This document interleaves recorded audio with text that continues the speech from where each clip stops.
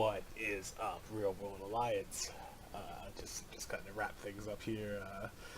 Got my session in Generations today. Man, what a game! Let me tell you. Uh, it was funny. I was thinking about like, yeah, there's no sign of combat or anything like that inside Cass's game yet. Like there's no running up and hitting people or out dodging or flashy fighting techniques. No. We're on some Game of Thrones level stuff. We're like political intrigue and mystery and factions and all kinds of crazy stuff, which is awesome. Let me just say, I love it. Um, we'll see how this story plays out. It's too early to say, but it has the making where if someone published this as a fantasy novel, I think you could be a Game of Thrones level thing if you managed to catch one. It was awesome. So as you guys might have remembered, last time I made my way into the Dark Zone, which is, I said I was going to dig up some more information about the origin of this conflict. Boy, does it not look good for my people. We'll get into that in a little bit. But I made my way into the Dark Zones, and what originally was supposed to be this like third world backwoods country turned out to be pretty well advanced with this underground civilization.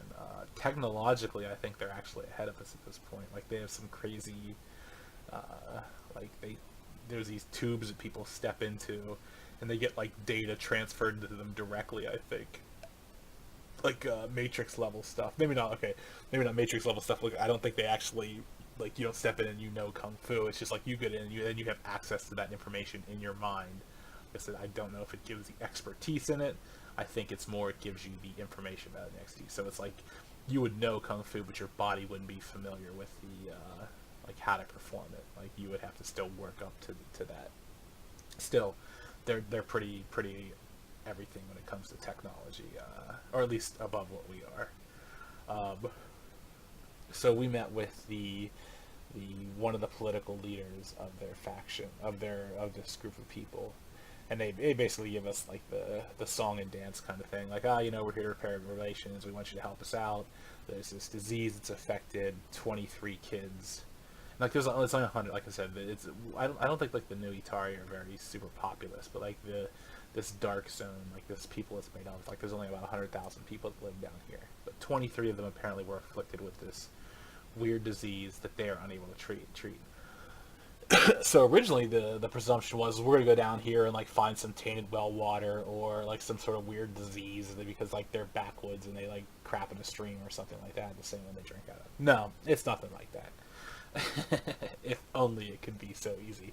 But it was also an interesting, a kind of an interesting twist in that regard, where it's like, oh, actually, these people are actually technologically ahead of us, but Cass has still got the ace in the hole in that he's a 1%er, like the top of his race when it comes to the healing arts that they do, the healing abilities. And like that's the thing with like our healing abilities is people sometimes have it, but like the people really gifted into it get into medicine as well. So it's like they are combining medical practices with healing. So it's kind of like a double dose thing. Like how in like a lot of fantasy type settings, it's like you have the healer who waves their hand at you. It's like the new Itari are the healers that wave their hand at you that also heal you through like triage and advanced surgery techniques and stuff like that. So it's kind of like the double dose of healing where you're on the mystical side and the technical side, which I think makes this, maybe that's why that chick in the movie was like, oh, he's a new Itari, I'm not trying to out-heal him as far as the contest went, which, like I said, gave credence to the character choice. Like, oh, maybe he isn't sweet. Just not in traditional real-world terms. He's not the move fast, hit hard type. So we a lot of it had to do with just like kind of talking, working our way through people. We meet with the political leader, and then we meet with like the checks and balances to that political leader. Like there's one person that's selected for his or her intelligence, and then there's another person that's voted by committee, and then they kind of act as a check and balance to one another to set policy and stuff like that. From there, there's some like political conversation type stuff as far as like repairing relations and things like that, which I don't want to undersell it. To me, it was very interesting. Like I said, it was, it's like I'd say like Generations of Game of Thrones is a good parallel, because whereas like maybe Sage and Curry are out there and X are out there waging wars and saving people or taking lives and on these like epic quests with these armies, or like Sage's out there taking over planets like he does to this day still. I understand uh, that you know Cass is on like some the Spider and Littlefinger kind of stuff, where there's a lot of behind the scenes like political actions, like the kind of dance that goes on there, and it's like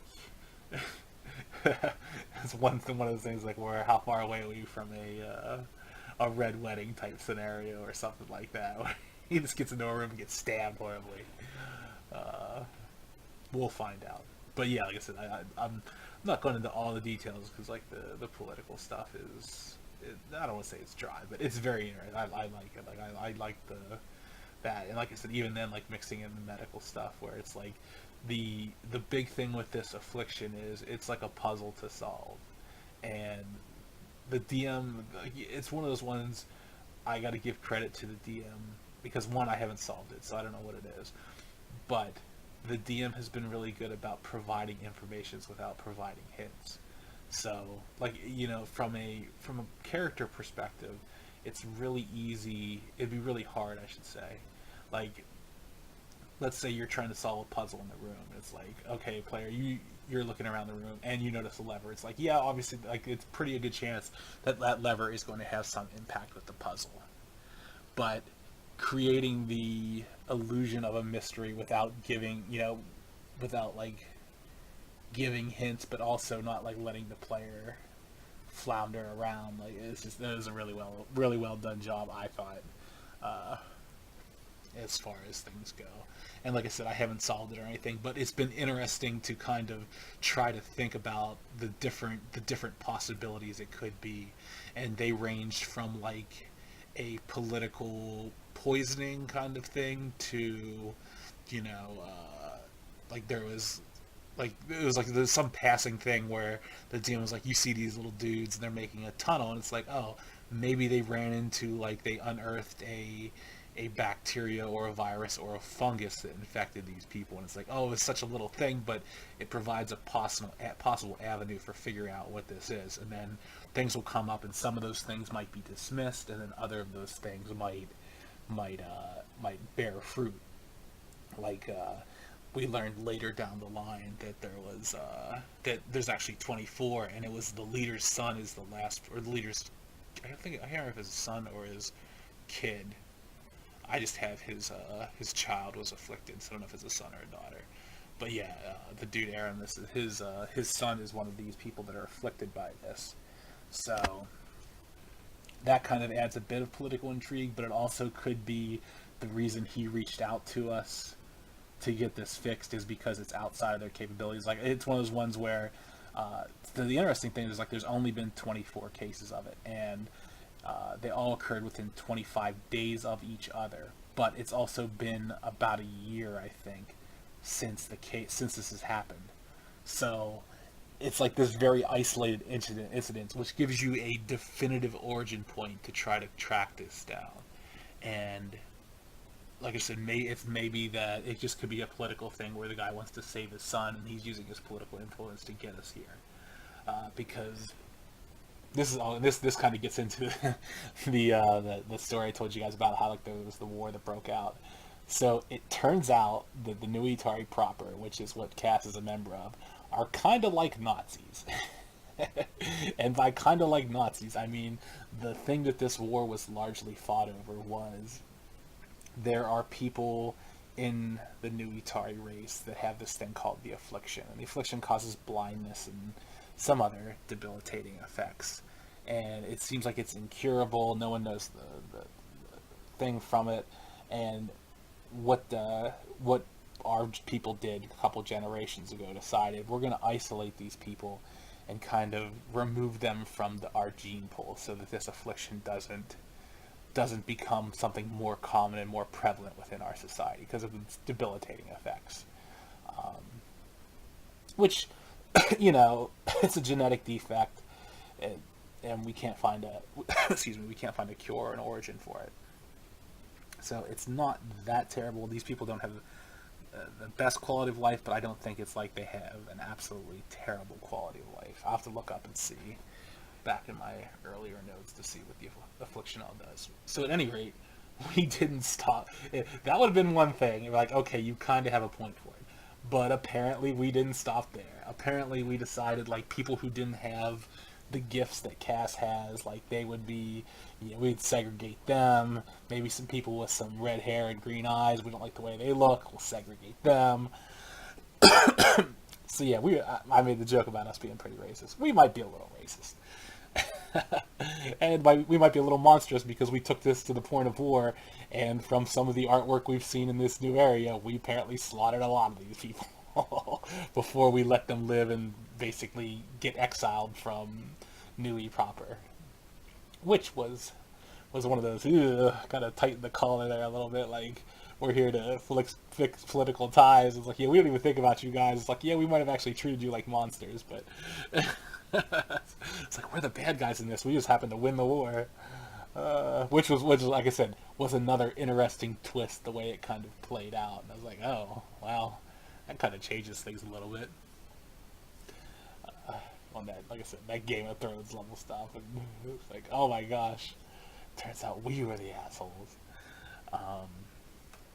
So yeah, we get in, and then there's a lot of medical type stuff where I spent a good portion, or not a good portion, but like the good half of the latter half of the portion, basically theorizing or speculating potential causes for this plague, and like getting more information as I went. Like, I had these research assistants who were finding information, and I was interviewing the doctor, and it was like, well, maybe this could be the case, and then they would kind of play out that scenario and look at the research and kind of cross-reference and be like, okay, so this and this happened, like, there's no genetic tie, like, so it doesn't follow a family line or anything like that. Okay, none of these kids like have any direct connections, like they don't attend the same school, they don't like hang out in the same circle. It's like they're actually from all over the place. But then we find out, like, they're not just from all over the place. There's two from each, like, clan of this, I guess 12 sections that make up this underground structure. And each place had two individuals.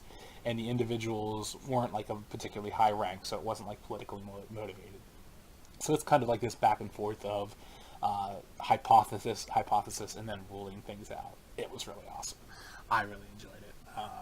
It might not be for everybody, but yeah, it's kind of like, turn it into your favorite mystery crime drama, and then mystery crime medical drama, and playing that out.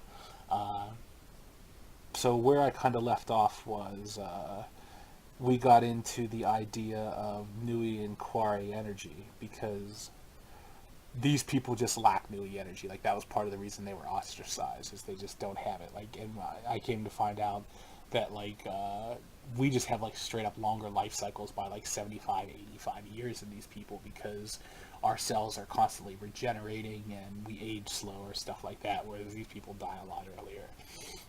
So we're going to, I kind of explained the process of Nui to the lead doctor up until this point, who has been studying the disease that's affecting these people.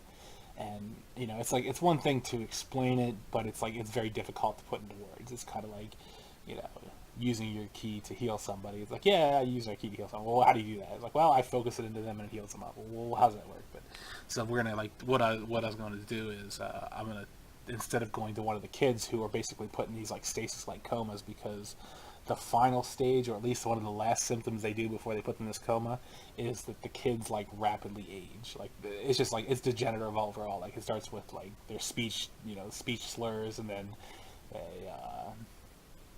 what is it? Muscle deterioration. Like, there's tumors that start to grow, and then, like, at the last stage, there might be more stages, but the last stage before they put them in the stasis kind of thing is, like, the body rapidly ages. So yeah, it's like, it's kind of dangerous to take them out. So I said, well, I'll show you what I can do under, like, show me someone, like, somewhere around there, like, there's probably someone who's had an accident, like a broken leg or something like that, and I'll fix it up. You can kind of monitor what I do, put it under your machines to give you an idea. give you some trade secrets, that kind of thing. Because we're still in the political aspect of this, of trying to repair relations between our two countries. I don't know exactly where we stand. Like I said, they didn't send a politician down here or anything like that. It was just they requested me specifically, and I'm supposed to make the best of it and make us seem like not complete Nazi assholes that murdered these people a couple generations ago. And so far, we've only had a couple minor slip ups, so no international incidents yet. But yeah, like that's where the session kind of ended. Was I'm heading with this lead doctor to show off the new Itari energy that we're known for, like that healing ability. And like I said, it's kind of like on the Force side, where like, or like I guess Han's perspective of the Force side. Whenever you get into Star Wars, it's like people like you heard about it and stuff like that, but to some people it's like a mythology, whereas to other people it's much more real. And it's like it's very hard to quantify. Like obviously Jedis are very adept at it to the point where they can make very tangible results, but like people who like how kind of Anakin was gifted with the Force before the Jedi came, like his piloting skills like being exceptional, like that's kind of like where Nui energy falls for the most part for most people. It's like, is it a series of fortunate events and mixed with incredible skill, like skill and talent that comes out of like luck or something like that, or is there something more at play? And I think that's kind of the gist I got from New Itari energy, or at least that's the correlation I made, or how I kind of compared it to something we know in Fake World. So yeah, we're going to show off some New Itari energy. I get to show why I'm a 1%er and why they recruited me here, and then maybe I'll get some I got to start healing people in what's her name, Maisha's name, so I can start building up my giant healing spell. So like I can make this land. I'm gonna see if I can heal this land or something like that. It's kind of like a farewell gift, and probably end up flooding their underground facility and being like, "Hey, sorry guys." But yeah, I'm kind of curious. I haven't purchased the Maisha's Warden thing yet, or the Life's Embrace, but it's one of those ones I just need to get around to doing it. I'll probably tackle it out this week. I meant to hit the DM up about some cost of the other stuff, like the two things that kind of came with it, like the title and the I think there was like a minor version of the spell. But we'll see what happens here. But yeah, that was pretty much my session. Like I said, nothing on the combat side or anything like that. But I wouldn't expect that from Cas in the near future. If you want to like tune into the more political warring factions and intrigue and subterfuge and stuff like that, then these are the recaps to listen to, I would say. If you want to go something more combat related or something like that, you might want to go elsewhere. I loved it though. It was a blast. All right, we'll cut out there.